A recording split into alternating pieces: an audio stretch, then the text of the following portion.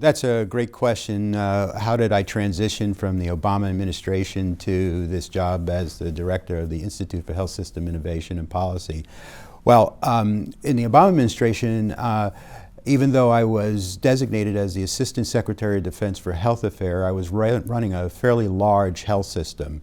So I had 56 hospitals, 600 clinics, 150,000 personnel, budget of $54+ billion, a university. I was responsible for medical education and public health programs.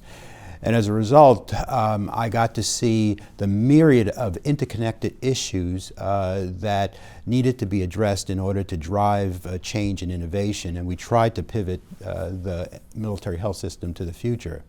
In addition, being a higher operative in the Obama administration with a health portfolio, I got to interact with other agencies that were also trying to drive change. So at Health and Human Services, or places that dealt with health systems around the world, like the State Department.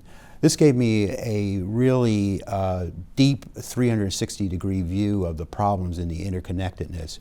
So as I was getting ready to transition, President Brown came to me with an idea of setting up Institute for Health and Innovation. And we worked over that idea to see what operating model, in fact, we should have that would reflect the complexity of driving change in healthcare. And the result was the Institute. So the Institute works across 5 knowledge domains, if you will, which we try and innovate in. One is in biotechnologies and health technologies and the transfer of those technologies into health systems. The second is more intelligent health system design using systems engineering techniques, behavioral science techniques, and leveraging technology.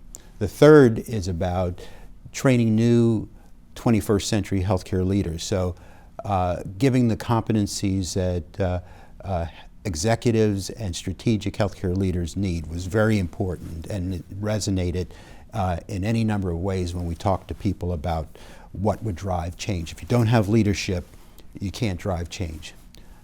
The fourth was about this whole concept and set of tools that are reflected in digital health. It needed to be incorporated in terms of what we would do research on, what we would study, what we would develop in terms of driving healthcare change. And then the last was about healthcare policy. If you can't align the incentives, if you can't develop smart policy, you really retard the development of innovative change. And so we needed to be thinking about that. But all are interconnected.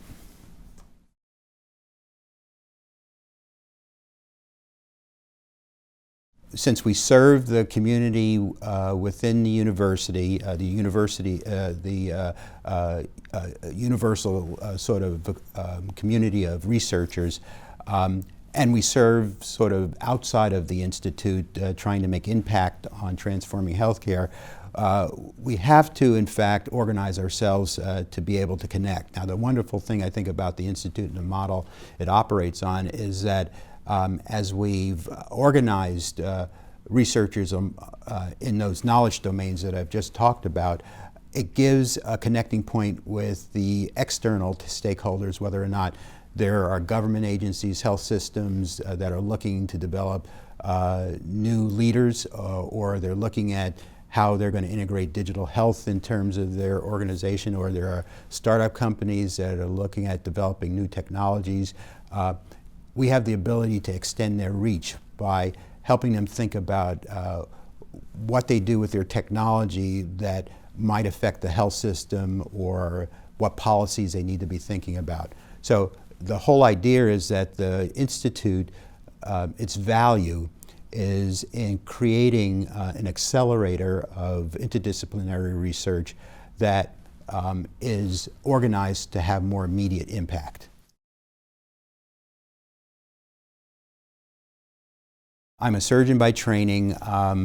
I have dealt throughout my career in very technical operations that have great consequence. So as a vascular surgeon, replacing the major blood vessels that supply organs is a big deal. Long operations involves a lot of technology, and we have to be driven by outcomes. If we don't do things right, if things don't go well, patients suffer and suffer greatly. So I've always been very much interested in how to optimize those outcomes. And I realized that at a very early stage it was not just about me and what I could do with my hands, but it was the team around me, it was the hospital system that could support the patient, it was the technology that was available so I could do the operation better. It was about what the patient did, where they lived, worked, and played, that would affect the outcome or even be the source of the original problem or disease to begin with.